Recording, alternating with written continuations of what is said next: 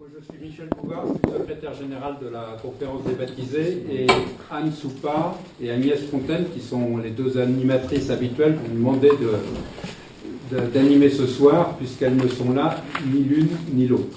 Toutes les deux, l'une en déplacement et l'autre en voyage à l'étranger. Voilà, donc vous avez sans doute suivi beaucoup des séances de l'an dernier, qui étaient centrées sur les violences individuelles et qui étaient toutes animées par notre ami Nicole Jamet, avec alternativement Philippe Haddad, qu'on attend ce soir, ou Gilles Hervé Masson, ou Galeb Benchek. Pour cette année, il y a eu une première séance qui a eu lieu le 26 septembre, et toutes les séances de cette année, et sans doute de l'année prochaine, auront comme thème les violences collectives ou sociétales. Là, nous allons avoir deux séances, dont celle de ce soir et dont la prochaine qui a lieu le 28 novembre, sur les violences parentales et conjugales. Ce soir, violences conjugales. Donc avec avec notre amie Nicole Jamet, qui va faire la première partie, la présentation d'une vingtaine de minutes, et ensuite Philippe Haddad, qui est le rabbin de la rue Copernic et que nous attendons avec impatience. Voilà, le déroulement est exactement selon la même formule que l'an dernier. Nicole va intervenir 20 minutes. Peut-être un peu plus. Peut-être un peu plus. Bon. Ensuite, le temps de voir arriver Philippe. Ensuite, donc, on compte toujours sur Philippe pour intervenir lui aussi 20 minutes. Puis il y a un premier tour dans la salle de commentaires. Le premier tour, c'est pour expliciter quelque chose qui vous a frappé. Et le deuxième tour, c'est ce que vous emportez avec vous. Donc une intervention très brève, ce n'est pas un discours, c'est ce qui vous a frappé et ce que vous emportez avec vous de la soirée. Puis je vous rappelle qu'ensuite on se retrouve en bas pour casser la croûte ensemble. Voilà. Nicole, je ne sais pas si j'ai besoin de vous présenter. Vous êtes psy, vous êtes enseignante, vous étiez enseignante à Paris 5 et vous êtes toujours enseignante à Sèvres. Et donc en plus, Nicole a fait un certain nombre de livres, dont plusieurs qui sont ici sur le thème de ce soir. En voilà un, vous pouvez venir les consulter, un deuxième et un troisième. Avec mon mari. Un autre en plus de ces trois-là? Non, c'est celui-là avec son mari. Voilà. Bien, écoutez Nicole, à vous la parole. Bon, merci. Bon, alors, je vais donc vous parler des violences familiales sous deux aspects, ce qui m'a été demandé, conjugales aujourd'hui, et la prochaine fois, parentale et fraternelle. Violence, c'est ça qui est important, qui ne sont ni de toi, ni de moi, mais de ce qui se joue entre toi et moi, dans des allers-retours permanents, et dont j'avais déjà évoqué les ressorts tellement puissants que sont par exemple les volontés d'emprise et l'envie. On va en reparler. Alors, des violences, quand on parle des violences conjugales, on pense tout de suite à des coups, des blessures, des viols, voire un meurtre. C'est ainsi qu'en 2016, 123 femmes ont été tuées par leur conjoint ou leur compagnon, avec comme principal mobile la jalousie, liée à des tromperies réelles ou parfois supposées. Mais parfois, c'est une femme qui, régulièrement battue pendant des années par son mari, finit par le tuer. On a tous en mémoire le récent procès de Jacqueline Sauvage. Ou peut-être encore plus énigmatique, l'affaire Marie Bertrand Cantat. Certes, ils n'étaient pas mariés, chacun ayant de son côté, elle un mari et lui une compagne avec qui ils avaient tous les deux des enfants, mais ils étaient tombés passionnément amoureux l'un de l'autre. Mais alors que Marie Trintignant était venue entourée de son frère et de son fils en Lituanie tourner un film sur Colette que dirigeait sa mère, donc plein de famille, Bertrand Cantat était venu seul l'accompagner. On sait que les deux amants cherchaient toutes les occasions pour s'isoler et se retrouver, mais face à ce clan soudé autour d'un projet de tournage, le temps de l'attente devait être bien long pour un Bertrand Cantat désœuvré. Lui, il était là tout entier pour elle, et elle est la plupart du temps ailleurs, avec les siens, et est sans doute heureuse de réaliser ce film. Que s'est-il alors vraiment passé entre eux pour aboutir à ce fatal passage à l'acte? Sans doute Bertrand Cantat s'est-il senti trahi dans le besoin éperdu qu'il avait d'elle, et ressentant alors l'impuissance de son amour et la peur panique de la perdre, a-t-il été submergé par sa propre violence. Ainsi, l'amour va jusqu'à tuer quand il veut être possessif, même si les meurtres par volonté d'emprise prennent, la plupart du temps, des formes beaucoup plus banales et moins spectaculaires. Alors d'abord, on va essayer de dire les contradictions existentielles du lien conjugal. Le lien conjugal, c'est d'abord l'histoire d'une rencontre amoureuse. Brusquement, surtout s'il s'agit d'un coup de foudre, je me vois dans les yeux d'un autre, toute belle et tout aimée, et cet autre se voit, lui, tout beau et tout aimé dans mes yeux, se rejoue là, dans une dimension cette fois sexuelle, quelque chose de cette expérience première d'une bienheureuse illusion de complétude dans le regard maternel. Et c'est bien là que le quiproquo s'installe. Tous, nous voudrions en rester à ces moments magiques du début de la rencontre et nous installer définitivement dans ce rêve d'un plaisir parfait et durable. Or, il nous faut justement prendre la mesure de ce que bien avant Freud, Montaigne avait déjà énoncé, je cite, « Toutes les opinions du monde en sont là, que le plaisir est notre but. » Sauf que ce plaisir de se vouloir un avec l'autre va très vite être mis à l'épreuve du temps, des réactions de l'autre et de ses humeurs, mais aussi de mes réactions et de mes humeurs. C'est que dans une relation, on est deux, générant de multiples contradictions. Contradictions entre amour de l'autre et amour de soi, sexualité et tendresse, liberté et dépendance. En outre, la possibilité que nous avons aujourd'hui de décider de nos choix nous confronte à un dilemme sans précédent. Choisir, c'est forcément renoncer à tous les autres possibles. Pourtant, comment ne pas en même temps continuer à rêver à une vie à côté de la nôtre, et ceci sous mille formes, que ce soit grâce à Internet maintenant, ou aux liaisons extra-conjugales. Et puis, il y a les enjeux de la revendication d'égalité aujourd'hui entre l'homme et la femme, qui exacerbent rivalités et jalousies, et où désormais chacun veut de son côté réussir sa vie en restant libre. Mais que veut dire être libre? Est-ce ne dépendre de personne? Et que veut dire réussir? Toute réussite est forcément aléatoire, incertaine, et peut toujours être rêvée plus belle, plus grandiose. Et plus les attentes sont grandes et poussent à l'idéalisation, plus on peut être sûr que cela sert à réparer des blessures déjà vécues. L'intensité du besoin amoureux se nourrit surtout d'un besoin de réparation de l'image de soi. Mais si j'ai alors tellement besoin de l'autre pour réparer mon image, deux risques majeurs surgissent. Le rapproché affectif et l'intimité physique et sexuelle me font craindre, d'une part, que l'autre découvre mon vrai visage, car au fond de moi, je sais bien que je ne suis pas tout aimable. Et ce rapproché me confronte au risque d'être à la totale merci de l'autre. L'immaîtrisable exacerbe l'angoisse.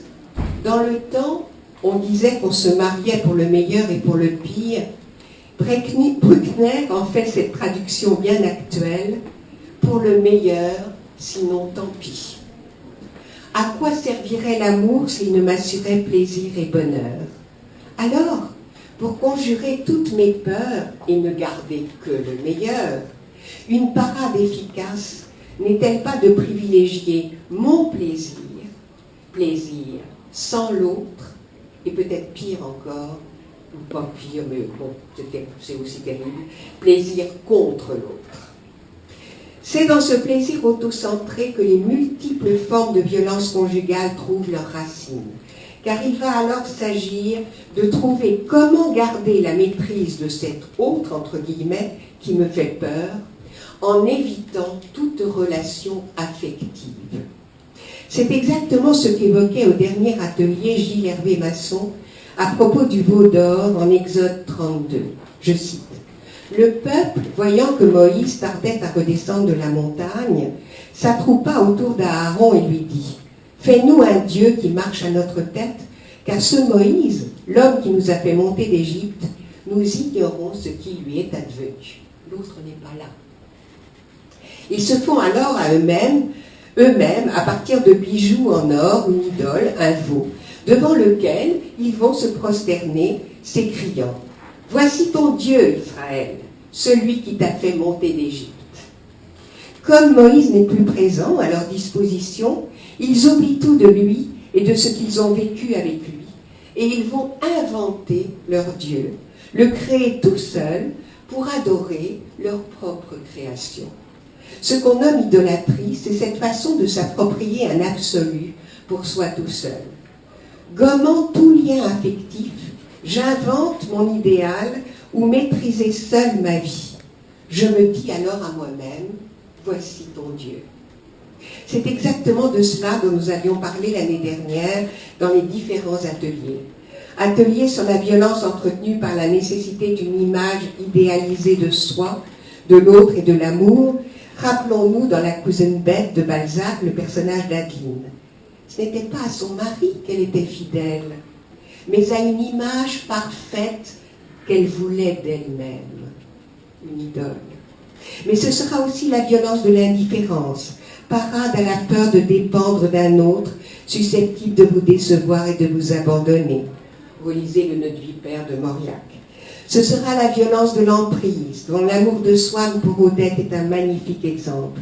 Swann, qui croit aimer Odette, ne la rencontrera jamais, car ce qui lui importe, c'est de croire se l'approprier entièrement pour ne plus jamais ressentir la souffrance de la perte.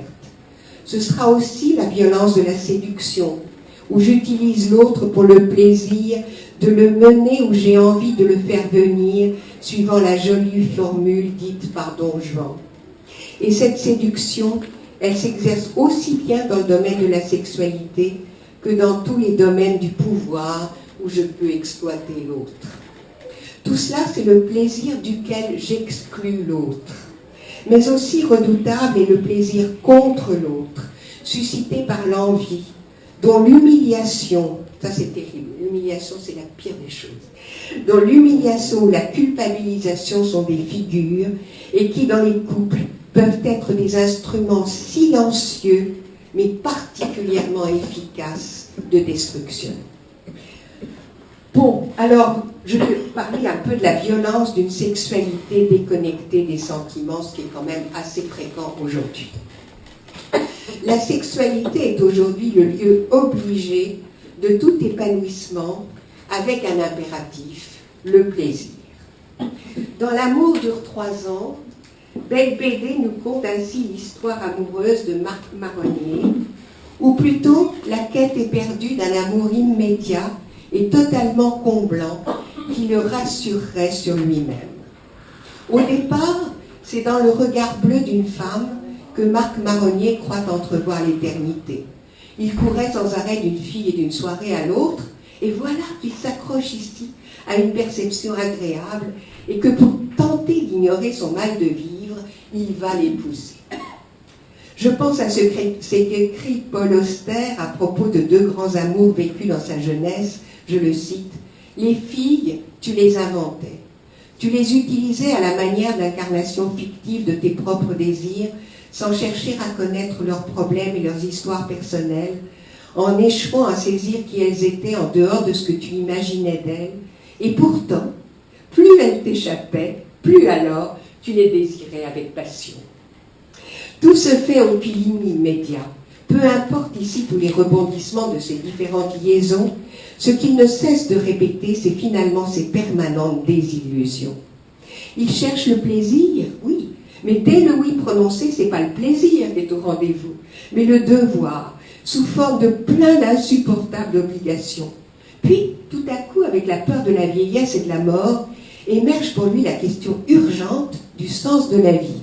Alors, la question, c'est, pour lui, En avons-nous assez profité et de quelle façon?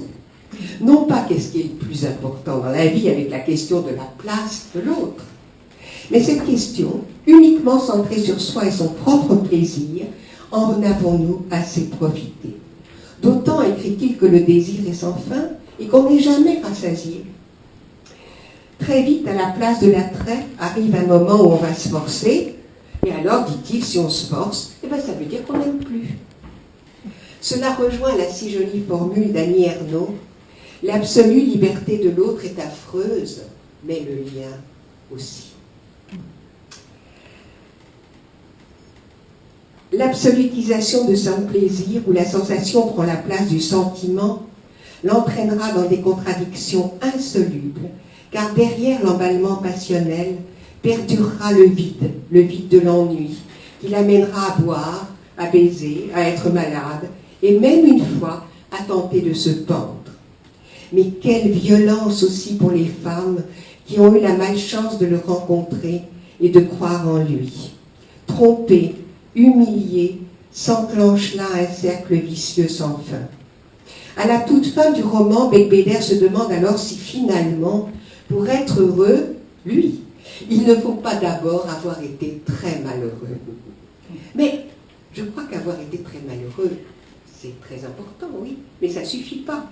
Encore faut-il, grâce à cette souffrance, apprendre à se mettre à la place de l'autre et à tisser des liens avec lui en acceptant de desserrer l'emprise qu'on voulait exercer.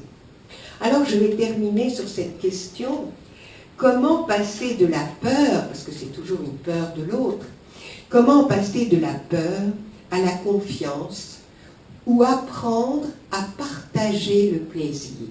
Non plus le plaisir sans l'autre, ni le plaisir contre l'autre, mais le plaisir partagé, la chose la plus difficile au monde. Un magnifique poème nous y invite, c'est le Cantique des Cantiques. Il rejoint une problématique très actuelle, mais en déploie une conception assez différente. La sexualité y est là aussi un lieu privilégié de la rencontre, mais elle inaugure une rencontre difficile, car imprévisible entre soi et l'autre, et entre soi et soi. Le bien-aimé disparaît quand on aurait tant besoin de sa présence, faire un veau avec de l'or, et elle-même n'est plus disponible quand il revient. Et c'est à partir de l'acceptation de ces douloureux ratés dans la relation qu'ils vont peu à peu et très lentement apprendre ce qu'ils ressentent et ce qu'ils désirent, et que le temps va se déployer. Entre les deux amants se tisse alors une histoire dans laquelle ils vont co-créer un art d'aimer qui rendra la vie bonne pour chacun. Mais ce qui est intéressant, c'est que nous allons retrouver dans ce poème les deux aspects caractérisant toute rencontre amoureuse à ses débuts, à savoir l'idéalisation et le désir d'appropriation. Tout de suite apparaît le besoin spontané d'agrippement et d'emprise qui lui fait ramener l'autre au même qu'elle. Mais viendra l'épreuve de... Je n'ai pas le temps d'expliciter, là, mais vous pourrez relire ce cantique. Mais viendra l'épreuve du rêve brisé et de ce qui peut être construit à partir de là. Voilà, alors je vais vous parler un petit peu de cette épreuve du rêve brisé. Comment ne pas être déçu quand, évidemment, l'autre ne répond pas à votre attente? Faut-il souscrire aussitôt à la jolie formule de Bruckner « pour le meilleur, sinon tant pis ». Dans le nouveau désordre amoureux, les auteurs insistent sur le fait qu'aujourd'hui, le code amoureux ne connaît pas d'autre figure de la séparation que la rupture, pas d'autre distance que l'amertume et la promiscuité. Ils étaient faits l'un pour l'autre, dit-on. Je cite toujours. Mais il faudrait pouvoir ajouter, leur amour aura été l'acte lent par lequel ils ont défait cette correspondance illusoire. Et logeant la distance au cœur de l'intimité, lui ont substitué la merveille d'une séparation fondamentale. Défaire l'illusoire correspondance, qui n'est que souci de soi-même, et loger la distance au cœur de l'intimité, c'est ce que vont apprendre à faire les amants du cantique, en reconnaissant que les sentiments négatifs font aussi partie de la vérité de leur relation. L'amour, du fait de l'altérité, inclut inévitablement le manque et la frustration. Et accepter de partager du plaisir, c'est inéluctablement prendre le risque de souffrir. Celui qui me donne du plaisir me fera nécessairement vivre le déplaisir. Des plaisirs liés au fait qu'il est différent de moi, mais plus grave, des plaisirs qui pourra prendre la forme d'un abandon ou d'une trahison. Cependant, comment maintenir le lien à l'autre si je n'accepte pas le risque qu'il me fasse souffrir? Néanmoins, insistons-y, pour pouvoir prendre ce risque, il faut un minimum de sécurité intérieure. Et il fallait aux amants ce socle de confiance appris dans le plaisir partagé des premiers temps de la rencontre pour accepter ensuite de vivre le long et douloureux apprentissage de l'absence et de la solitude. En effet, ce seront les moments d'absence qui vont creuser le désir, en quelque sorte le personnaliser et modifier la relation que chacun entretient à l'autre et à soi-même. D'où l'importance non seulement d'apprivoiser la solitude, mais encore d'y développer ses propres talents. Il s'agit d'actualiser et de tenir la promesse de la rencontre amoureuse, que tu es beau, que tu es belle, nous sommes-nous dit. Or, plus je développerai mes talents, plus je trouverai en moi cette beauté, sous forme d'estime de moi-même, qui me donnera cette sécurité, cette confiance, permettant alors de laisser l'autre libre. En effet, plus je construis mon indépendance, moins la dépendance à l'autre me fera peur, et plus je pourrai alors trouver ma place et la respecter chez l'autre.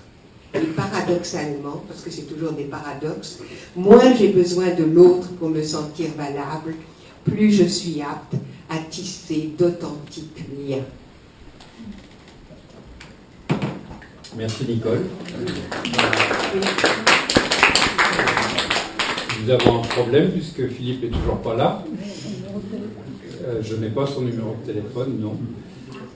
Ce que je vous propose, c'est, si vous êtes d'accord Nicole, qu'on vous pose des questions. Bah oui, bien sûr. Je pense que Jamel... Ah non, Jamel, tu es là. Tu peux aller voir. Donc je vous cède le micro. Donc si vous avez des questions à poser à Nicole, profitez-en.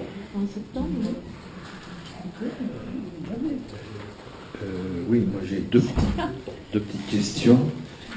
La première, c'est que vous avez beaucoup parlé des problèmes conjugaux, mais vous avez esquissé au début le problème de la violence conjugale, et vous avez pris des exemples dans la littérature, mais quand on le vit au quotidien, cette violence conjugale, ça paraît un petit peu suranné ou romantique.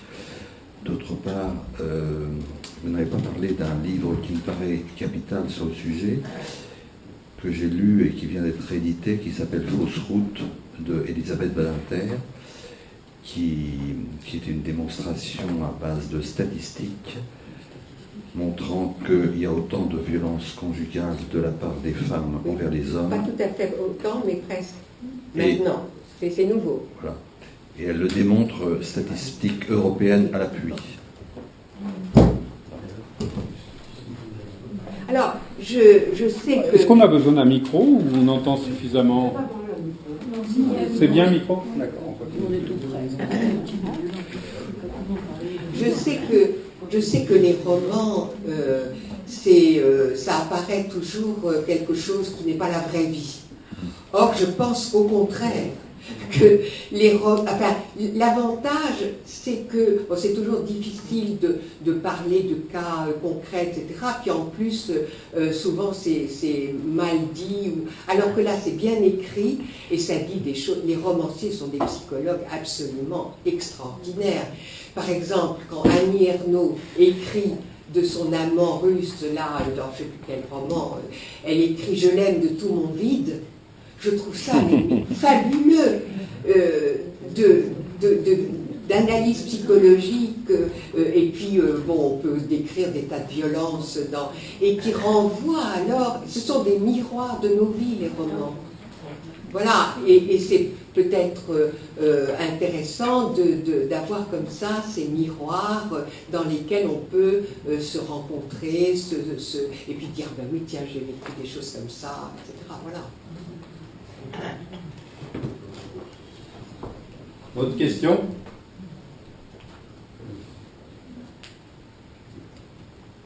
C'était très clair pour tout le monde? Oui, j'ai un peu le sentiment qu'aimer, c'est apprivoiser la violence, en fait. D'une certaine façon. C'est apprivoiser sa propre violence, effectivement, parce que l'autre déclenche de la violence en soi, parce qu'il ne répond pas à vos attentes, il a d'autres façons, il vous regarde pas, il est sur son ordinateur toute la journée, alors c'est pas... Comment dire, c'est pas forcément battre l'autre, ou c'est pas, mais il y a des façons comme ça de ne pas être là, parce qu'on attend d'être regardé, d'être estimé. Le cœur du problème, c'est l'estime de soi. Et l'estime de soi, elle est donnée par le regard de l'autre qui, justement, vous dit « oh, bah, tiens, ce repas, c'était bon, tu as fait un bon petit plat des petits compliments comme ça qui vous aident à vous dire « ben oui, je vaux le coup, je suis quelqu'un qui fait des choses bien et c'est ça qui est tellement important. Hein. Et quand l'autre est taiseux, qui dit jamais, qui vous fait jamais un compliment, qu'il est tout le temps dans ses, je sais pas, dans ses rêves ou dans son travail ou dans, il y a une violence qu'il va falloir apprivoiser en fonction justement de la violence que vous fait vivre l'autre et qu'on fait vivre à l'autre. Est-ce que l'absence de lien n'est finalement pas plus facile à vivre? Ben oui, bien sûr. Ben, évidemment que c'est ça, c'est une parade contre tout ça. Ça protège. C'est d'abord une anesthésie. Et l'indifférence, c'est une forme de violence aussi. Ah oui, j'avais fait tout un séminaire sur l'indifférence avec... Enfin, c'est Mauriac. Le romancier de l'indifférence, c'est Mauriac. Dans tous les romans de Mauriac, il y a un vécu d'indifférence pour un des personnages. Et on parle toujours de ce qu'on connaît, vous savez. Il y a plein de vies dans la violence. Il y a plein de... Il peut y avoir plein de vies dans la violence ou dans la rencontre grâce à la violence. Ça peut être un démarrage de vie, alors que l'indifférence... Ah oui, tout à fait. Non, mais il y a beaucoup plus de chance absolument. de sortir avec la violence qu'avec l'indifférence. Absolument, parce que... Il ne faut pas avoir peur de la violence. Alors bon, la violence, mais faut-il encore que ça ne se résolve pas par des coups et si c'est une violence physique et qu'on ne peut pas s'expliquer et qu'on ne peut pas parler, ça ne sert pas vraiment. Si on ne peut pas mettre de limite à l'autre. Voilà. Qu'est-ce que vous proposez comme solution? à quel niveau? Parce que il y a plein face à la violence. Pour empêcher le début de la violence, pour... Alors, mais parce que chaque couple a des violences différentes, a des attentes différentes, a une façon de vivre les choses différemment. Donc, il n'y a pas une solution, il n'y a pas... Mais ce qui est important, c'est de penser que quand l'autre est violent, c'est pas forcément contre vous qu'il en a, mais c'est que lui se sent mal. Et que peut-être il est renvoyé à des difficultés dans son boulot, qu'il est renvoyé à... Voilà Philippe Haddad. Vous voyez, on va pas être aussi content que moi je suis arrivée à quelque chose d'arriver en retard.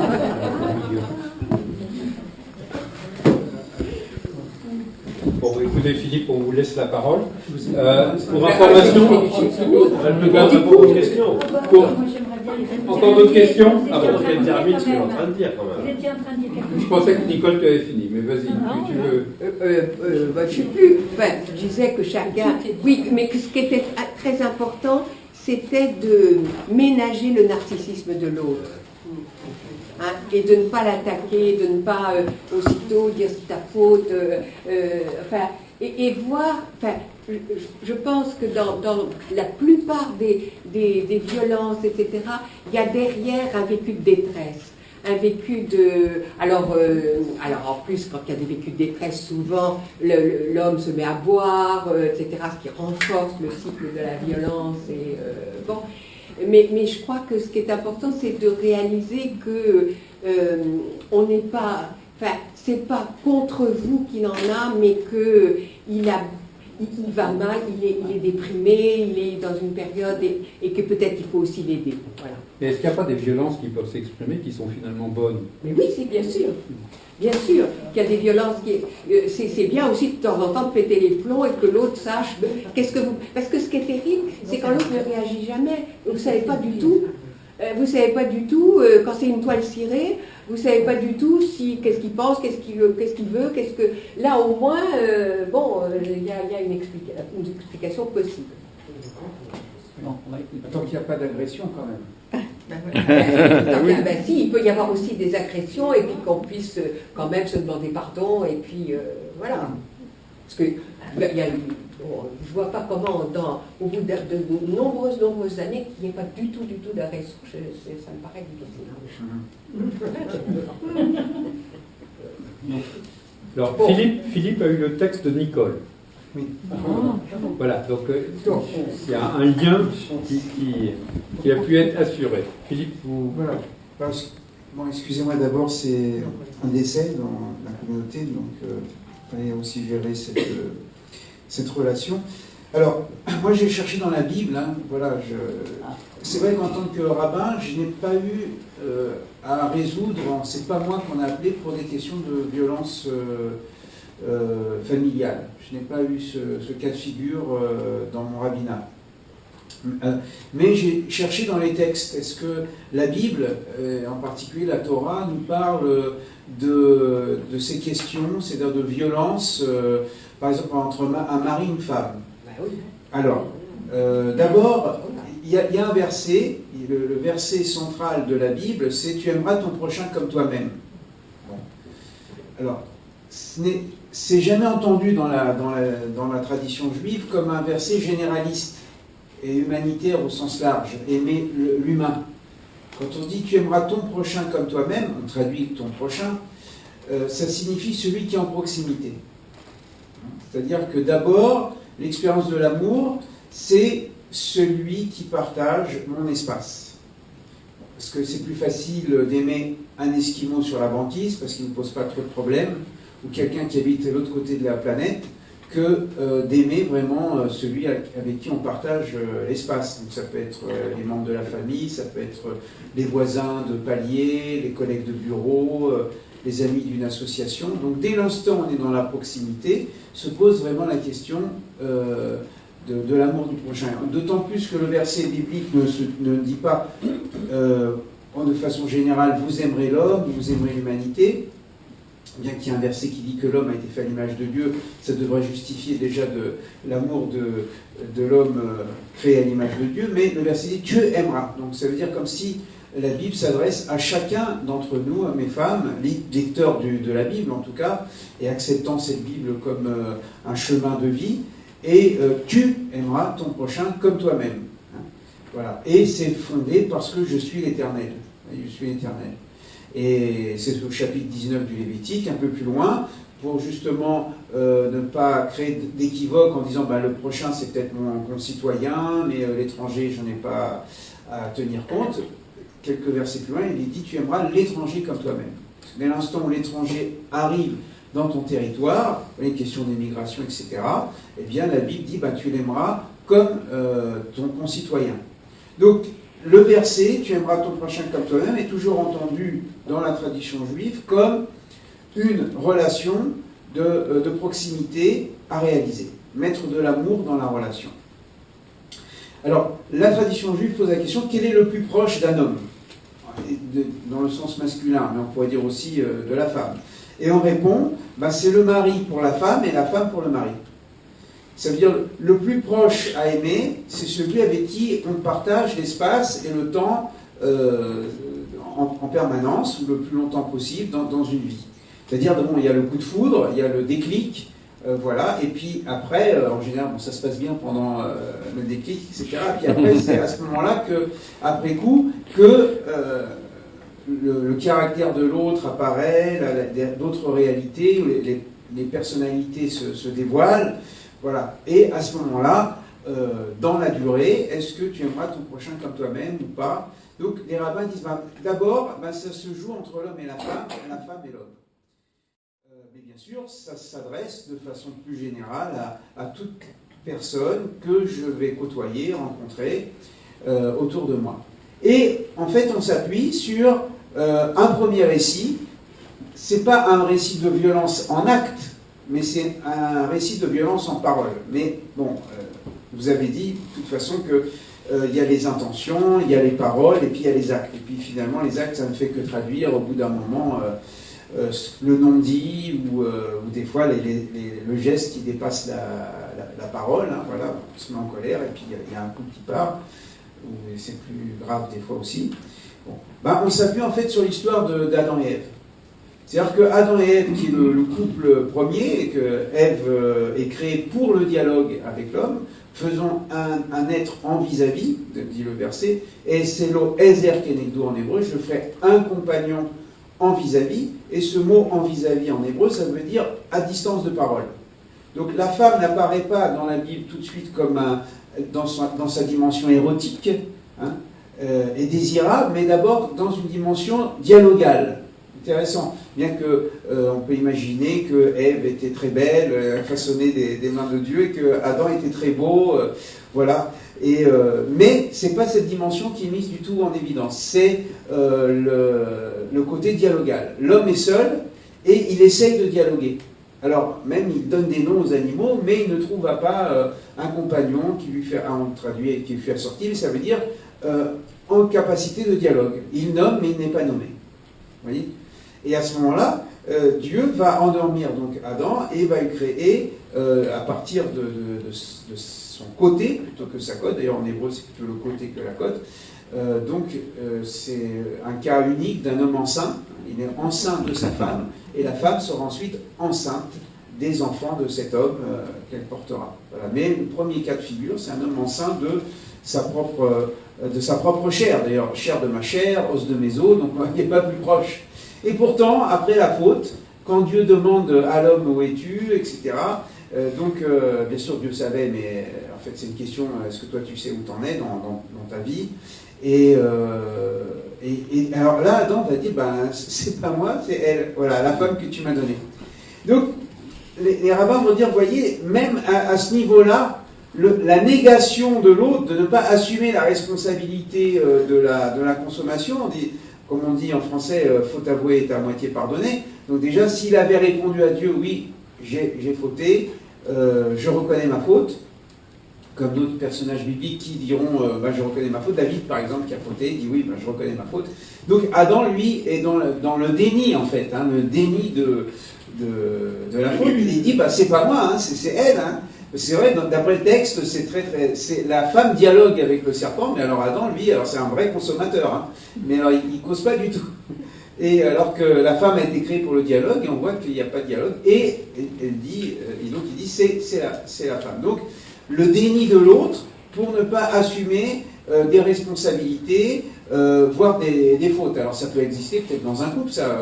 C'est lui qui a oublié les papiers ou les clés de la voiture, mais c'est la femme ou les enfants qui vont dire « j'ai mis les clés ».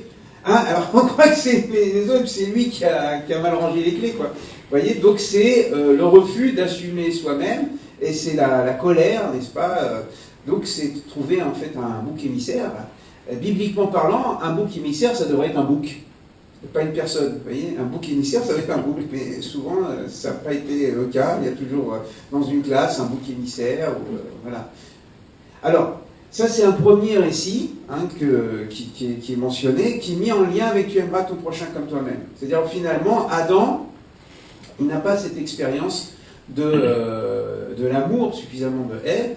Et plus tard, quand Ève va mettre au monde donc un fils qui est Caïn, elle va dire, comme une espèce de revanche de la femme, elle va dire j'ai acquis un homme avec Dieu. On avait vu ça, je crois, l'année dernière, ceux qui étaient là. Elle dit j'ai acquis un homme. Elle dit pas nous avons acquis. C'est-à-dire qu'en fait, elle évacue Adam et elle dit j'ai acquis avec Dieu. Donc finalement, c'est Dieu et la femme qui ont mis au monde l'enfant, alors que dans le verset précédent, il est dit qu'Adam a connu Ève. Donc il y a eu bien une relation intime. Et donc Adam a refusé, en quelque sorte, de reconnaître la valeur de Ève. Il a dit c'est la faute d'Ève, Chava. Et elle dit j'ai acquis, non pas nous avons acquis. Bon, ça c'est un premier récit. Alors, encore une fois, c'est pas pour en parler de la violence, mais la question de la violence, c'est aussi de se poser la question où commence la violence, quel est le point de départ. Pour ça, par exemple, dans les récits bibliques, ça arrive toujours au fratricide. On dit, ouais, mais fratricide, chaque fois que ça va pas, je te tue.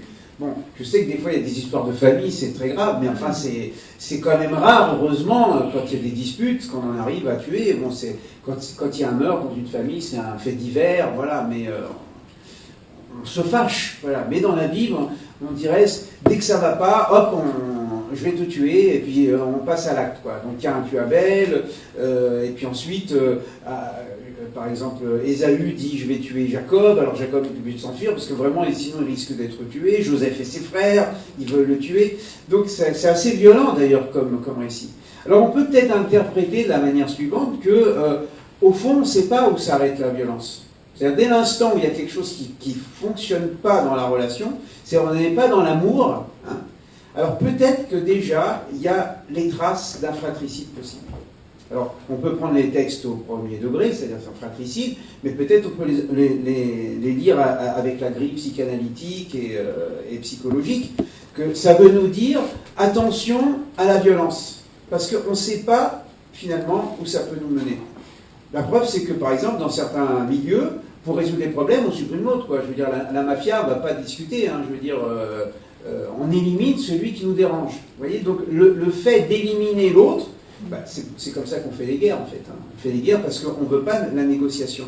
Alors qu'est-ce qu'on fait? On supprime. Vous voyez? Donc l'idée du fratricide, c'est pas si étonnant que ça. Ça peut être l'idée la plus inconsciente qui en nous. Ah, si l'autre pouvait disparaître, j'aurais plus de problème, quoi. Voilà.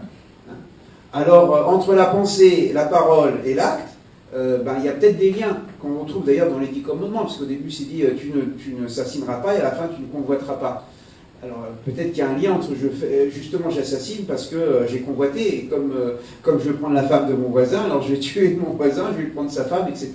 Ça c'est des faits divers, mais c'est possible qu'il y ait des rapports entre l'acte, la parole et la pensée. Alors, un autre récit où nous voyons entre guillemets, cette violence conjugale, hein, on va passer à Jacob et ses deux femmes. Alors c'est très compliqué parce que c'est des amours contrariés, l'histoire de Jacob.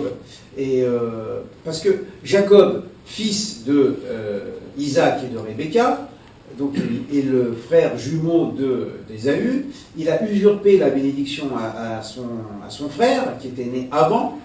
Enfin, ils sont jumeaux, donc celui qui est sorti le premier, c'est Ésaü. Ensuite, Jacob est sorti le second, mais il tenait le pied comme pour dire, ne l'oubliez pas, ils sont sortis en grappe, quoi, une grappe de bébé.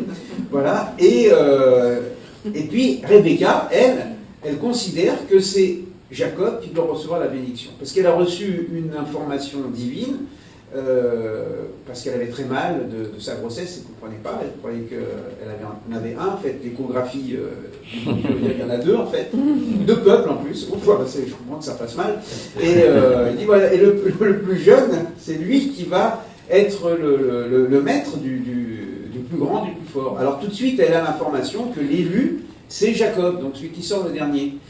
Donc elle va tromper son mari, donc c'est une sorte de violence familiale. Alors c'est pas une violence, encore une fois, forcément en acte, mais elle ne va pas dire à Isaac, son mari, profitant plus de sa cécité, parce qu'à la fin de sa vie, on dit qu'Isaac était aveugle, et elle va faire passer celui qu'elle considère comme le plus digne de recevoir la bénédiction du père, non pas Ésaü qui est un chasseur et peut-être, bon, c'est un bon fils, mais bon, ça fait pas un chef spirituel qui aura le sens de la continuité de la bénédiction d'Abraham. Alors elle voit Jacob, plutôt, c'est un berger. Puis dans la Bible, bon, les bergers, ils ont toujours les bons points, quoi. Dieu choisit toujours les bergers. Voilà, hein, parce qu'ils sont plus, ils réfléchissent, ils sont plus posés, il y en a qui composent des psaumes pour l'Éternel. Voilà. Donc c'est vraiment celui qui est un berger de troupeau peut devenir berger d'hommes, voyez. Comme des pêcheurs peuvent devenir des pêcheurs d'hommes ou d'âmes, si vous voulez. Hein. Donc il y a des métiers comme ça qui sont liés à l'animalité, mais en même temps gérer l'animalité.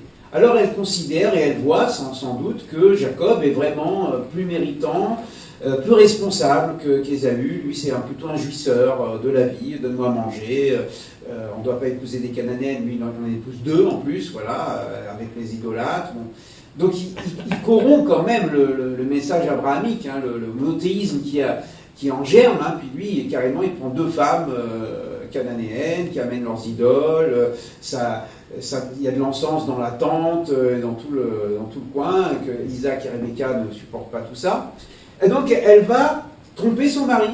Voilà. Alors elle le trompe pas comme à la manière de Phédo, elle le trompe parce qu'elle va passer son fils Jacob, qu'elle va habiller comme Ésaü, et puis voilà, pour que tu reçoives la bénédiction. Donc vous voyez, alors d'où ça vient ça? Parce qu'on peut poser la question, c'est parce qu'ils ne causent pas le mari et la femme.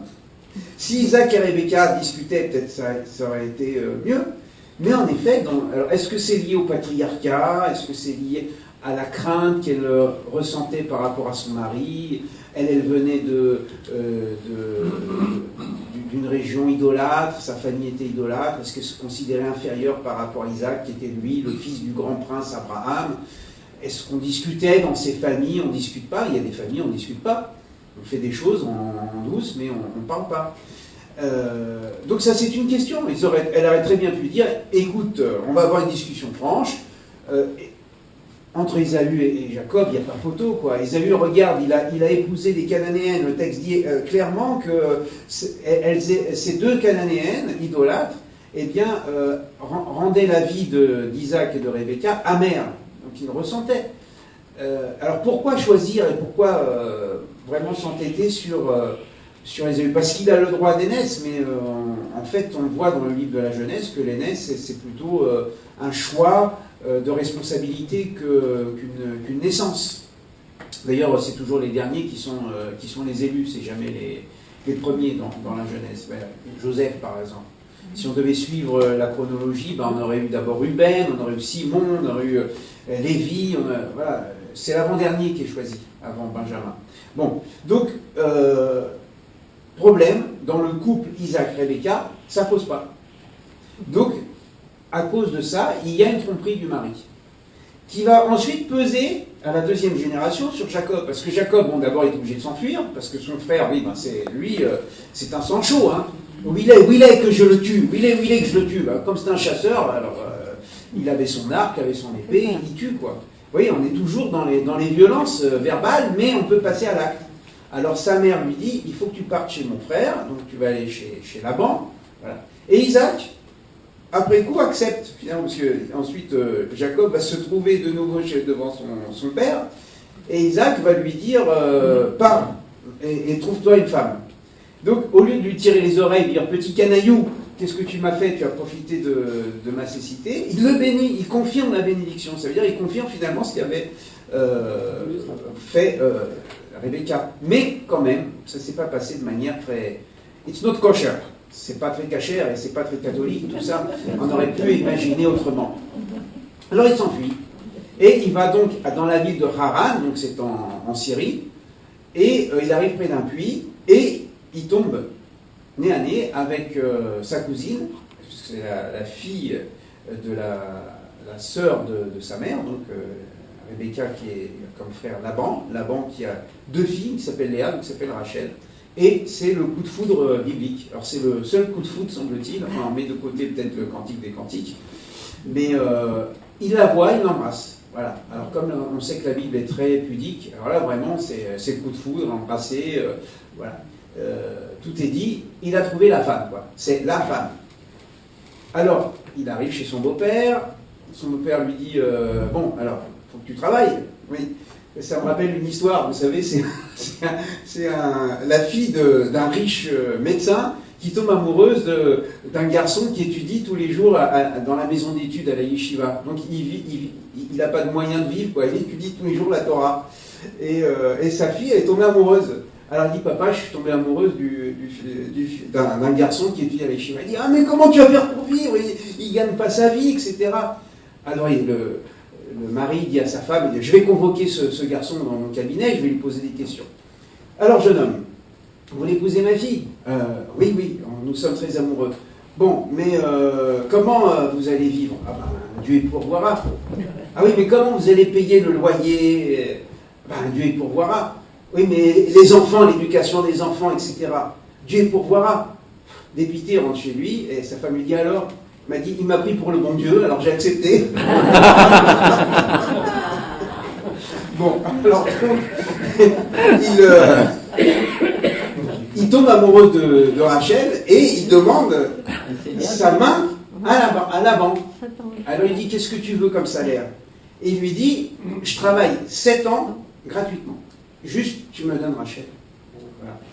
Et il va travailler 7 ans, il travaille bien, il amène la bénédiction avec lui, donc c'est une thématique des patriarches, ils sont bénis par Dieu, ils ont la bénédiction, ils apportent la bénédiction autour d'eux. Alors que fait Laban? Vous connaissez l'histoire, il va profiter du mariage pour cacher en fait Léa à la place de Rachel, avec un voile assez épais. Ça devait être la nuit, on avait peut-être bu un petit peu, voilà. Et une fois que le mariage est consommé, il s'aperçoit en fait que c'est Léa et pas Rachel. C'est pour ça que, généralement, dans la tradition juive, toujours on demande aux mariés de soulever le voile pour être sûr que c'est bien elle, c'est pas la sœur, etc.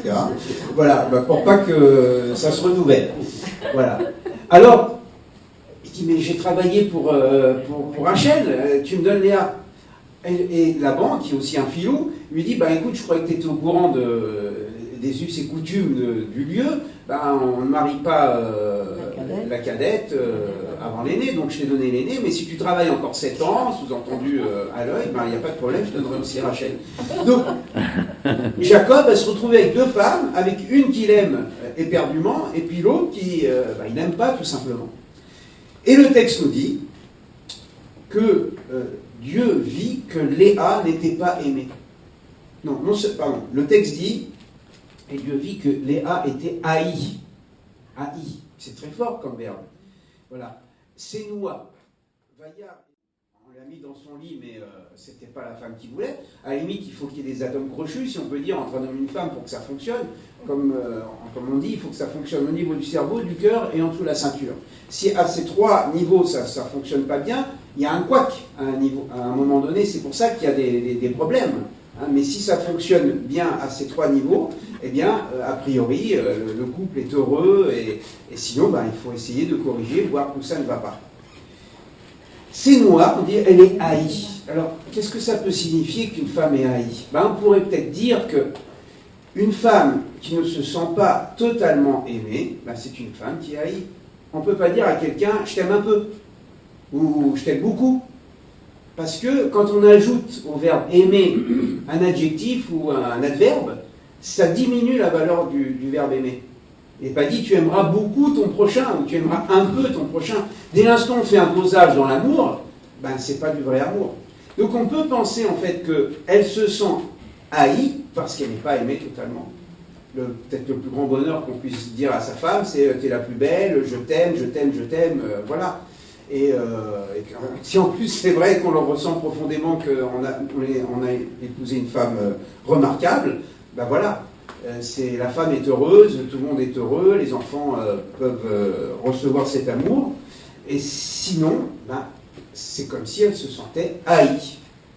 Et c'est un petit peu ce problème. Mais Jésus nous met d'ailleurs sur la piste, parce qu'il dit on ne peut pas aimer 2 êtres de la même manière. Vous savez, quand il dit on ne peut pas aimer et Dieu et maman. Donc Jésus lui-même utilise ce principe, qui doit être un principe psychologique, qu'on ne peut pas aimer du même amour 2 êtres. Ou vous aimez l'Éternel, ou vous aimez maman. Ou vous aimez maman, ou vous aimez l'Éternel. Donc Jésus lui-même avait cette conception qu'on ne peut pas aimer. Bon, quand c'est Dieu et maman, ça, on doit faire le choix, c'est-à-dire on doit aimer Dieu et le Père, suivre sa voie, et ne pas faire une idole de l'argent. donc les veaux d'or, etc., des siècles d'avant ou de notre génération. Mais entre deux êtres humains, c'est autre chose. Ben, la Bible, elle reprend ce principe. Un homme, il ne peut pas aimer deux femmes de la même manière. Je ne sais pas, vous pouvez me dire ce que vous en pensez, vous, de votre expérience, mais bon, alors, on ne peut pas. Non, je veux dire, non, expérience clinique, je parle. Expérience clinique. Si vous avez des faits comme ça. Voilà. Oui, je veux dire, par exemple, la polygamie. Alors voilà, la question de la polygamie, ou la bigamie, simplement. Il y a des hommes, par exemple, qui sont mariés, et puis ils ont une maîtresse, si on reprend Fédo. Donc ça veut dire que ça ne fonctionne pas avec la femme, ils ont besoin d'une maîtresse. Bon. Alors, donc, il y en a une qui est aimée ou qui est extérieure, et puis, voilà. Alors, dans la Bible, en général, bon, par exemple, si on prend l'histoire de Anne et de Pénina, c'est-à-dire Anne, la maman de Samuel, on voit qu'il y avait une femme qui avait des enfants et une qui n'avait pas d'enfants. Donc, en général, on prenait une deuxième femme, parce que la première était stérile, mais c'était celle qu'on aimait, on prenait la deuxième pour avoir des enfants. Dans ce cas de figure, avec Jacob, c'est un peu le contraire. On a commencé avec la femme qui n'est pas aimée, et puis ensuite, on a Rachel. Donc, elle est haïe parce qu'elle ne se sent pas suffisamment aimée. Et donc là, c'est une question qui est posée. Est-il possible, n'est-ce pas, de traduire ou de dépasser ce non-amour pour arriver jusqu'à l'amour? Parce que Jacob, finalement, il n'accomplit pas le verset « Tu aimeras ton prochain comme toi-même ». Il aime Rachel, mais d'un amour naturel, hein, pas surnaturel, parce que des fois, tu aimeras ton prochain comme toi-même. Jésus aussi nous dit, attendez, si vous aimez ceux qui vous ressemblent, c'est facile. En fait, il faut aimer ses ennemis. Alors là, c'est autre chose. Tu aimeras ton prochain comme toi-même, ça va jusque ton ennemi. Alors, quelle est la pédagogie pour arriver à aimer son ennemi comme soi-même, alors que c'est mon ennemi? Vous voyez? Donc, la question, elle est posée, comment Jacob, il peut arriver, tu aimeras ton prochain comme toi-même, même Léa, qui n'aime pas naturellement. Donc peut-être que l'amour dont il est question dans Lévitique et que reprend Jésus, c'est pas un amour naturel. D'ailleurs, Jésus sans arrêt dit, ben non, c'est pas de l'ordre du naturel, parce qu'il remet en cause tous les liens naturels. Ah non, ma mère et mes frères et mes sœurs, c'est pas Marie qui attend dehors de la maison, c'est cela. Ah, donc Jésus aussi remet en cause le rapport naturel. En fait, c'est pas naturel. Cet amour qui est demandé de la Torah, c'est une sortie de son naturel dans un amour surnaturel, en passant par Dieu, par le Père. Hein. Parce que, encore une fois, c'est facile d'aimer ceux qui nous ressemblent, ceux qu'on a choisis, etc., du coup de foudre. Bon. Donc Jacob, il n'arrive pas. Et donc là aussi, il y a une forme de violence. Et c'est là que Dieu intervient comme celui qui va, autant que faire se peut, corriger cette douleur de Léa. D'un autre côté, on ne sait pas pourquoi Rachel est stérile. Parce que aussi, Léa, elle souffre. Rachel, elle souffre de sa stérilité. Mais ça, on n'a pas les clés de lecture du bon Dieu. Pourquoi Dieu a fait que Sarah était stérile au début? Pourquoi Rebecca au début était stérile? Pourquoi Rachel était stérile? Elles souffrent aussi, ces femmes de stérilité, certainement. Toutes ces femmes qui encore aujourd'hui sont dans la stérilité, qui essaient de trouver des procédés, et malgré les avancées de la science ne trouvent pas de solution.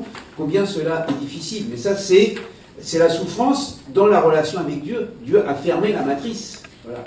Et d'un autre côté, il y a Léa qui, elle, est une femme féconde, hein, et qui va donner des enfants. Alors, la compensation, en quelque sorte, c'est que Léa va devenir la mère. Donc, à défaut de l'aimer comme une femme, comme une épouse, Dieu, en donnant des enfants à Léa, eh bien, il fait de Léa une mère. Et donc, elle espère que Jacob va l'aimer, au moins, comme la mère de ses enfants. C'est pour ça que le premier enfant va s'appeler Réhouven. Regardez, j'ai eu un fils. J'espère maintenant que mon mari va m'aimer pour ce fils. Parce que des fois, l'amour du père est relancé par la naissance des enfants. Ensuite, elle a Simon, Dieu a entendu ma prière. Vous voyez, on voit qu'elle est dans la douleur, cette femme. Dieu a entendu ma prière, elle m'a donné un deuxième enfant. Troisième enfant, Lévi. Lévi, ça veut dire accompagnateur. Alors ça, je vais vous donner une interprétation que m'a donnée ma fille Déborah. Pourquoi il s'appelle accompagnateur, le troisième? Parce que mon mari va m'accompagner. Qu'il avait Iti, parce que mon mari va maintenant m'accompagner. Et c'est ma fille qui étudiait dans un cours de Bible, elle était petite, elle m'a dit, bah oui papa, parce que quand il y a 2 bébés, la maman elle peut porter dans chaque bras, mais quand il y en a 3, bah, il faut bien le papa pour porter le 3e bébé. À l'époque, il n'y avait pas les poussettes à 3 places. Alors donc, mon mari va m'accompagner, c'est-à-dire puisque j'ai 3 enfants et que j'ai que 2 mains, bah, il faut que lui porte le 3e. Donc Lévi, c'est l'accompagnateur, vous voyez. Donc c'est très concret la manière dont on appelle les enfants, vous voyez. C'est en fonction des circonstances, et c'était comme son plaidoyer, n'est-ce pas, pour ramener à lui, à elle plutôt, Jacob, qui était du côté de Rachel, et Rachel qui se plaint. Alors là, il y a la plainte de Rachel aussi, qui dit « Donne-moi des enfants, sinon je meurs ». C'est une scène de ménage. Voilà, ça explose là. Elle lui dit « Donne-moi des enfants, sinon je meurs ». Et Vaïra, la colère de Jacob, s'est enflammée contre Rachel. Pourtant, oui, il l'aimait, donc on peut s'aimer, comme vous avez dit, je suis arrivé à ce moment-là. Et alors là, il éclate, il dit, est-ce que je suis à la place de Dieu? Qu'est-ce que tu me demandes à moi? Est-ce que c'est moi qui t'ai fermé la matrice? Donc je ne suis pas à la place de Dieu. Hein? Et donc il la renvoie en disant, je peux rien faire, je peux rien faire. Alors, il y a un épisode qui est intéressant, parce que ça nous renvoie à une vision de la famille. On nous raconte que Ruben, le fils aîné, arrive des champs et il a des mandragores. Je ne sais pas si vous connaissez ce passage. Bon, c'est-à-dire qu'il a des mandragores, Rachel est toujours stérile. Et il arrive des champs avec des mandragores et Rachel voit les mandragores. Alors, semble-t-il que les mandragores ont des propriétés aphrodisiaques pour des femmes qui n'avaient pas d'enfants, prenaient la mandragore. Est-ce que c'est confirmé ou pas? Ça dilate la pupille de la femme. Ah bon, alors mais ça la rend plus désirable. Ah, plus désirable. Ah bon, d'accord. Ça fascine l'homme. Alors donc ça facilite l'homme. Alors peut-être c'est ça. En tout cas, c'est lié à la relation entre la mère. Alors Rachel, elle dit, donne-moi les mandragores. Et Léa arrive à ce moment-là, et elle dit, attends, déjà, tu me prends mon mari, et en plus tu veux les mandragores. Et alors là, les femmes, entre elles discutent, mais elle dit, écoute, donne-moi les mandragores et je te donne Jacob pour cette nuit. Et donc quand Jacob arrive, il y a des tours, c'est des histoires drôles, hein, mais c'est incroyable, c'est la Bible. Ils se partageaient, bah oui, comme on fait quand on est bigame ou qu'on est polygame, il y a des questions concrètes qui se posent, avec qui on va coucher cette nuit, etc. Alors, normalement, c'était le tour de Rachel, d'autant plus qu'il allait plutôt avec Rachel qu'avec Léa, et elle a acheté sa nuit avec Jacob, et quand Jacob arrive, elle dit non, moi je t'ai acheté pour les mandragores. En même temps, nous voyons que Ruben, c'est quand même un bon garçon. Dans cette histoire familiale un peu scabrose, Ruben, lui, il compense le manque d'amour de sa mère. Sa mère ne reçoit pas l'amour du mari. Alors, ce qui peut arriver dans certaines familles, ça, on voit ça par exemple dans les divorces. Ça, par contre, j'ai vu ça. Enfin, j'ai eu cette expérience-là, que des enfants vont compenser, parce que le père, il était un peu frivole, il ne restait pas à la maison.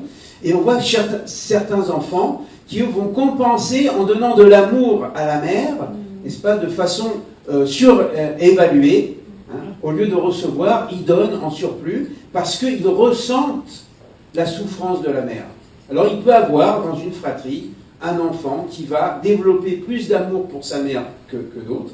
Et c'est le cas de Ruben. Ruben, c'est l'aîné, et il sent que sa mère est en souffrance, et on peut penser lui apporter un bouquet, voilà, comme on pourrait apporter des roses ou des marguerites ou du muguet pour le premier. C'est des mandragores. Mais justement, du fait de ce statut particulier de cette plante, Rachel, qui voit cette mandragore, donc veut prendre.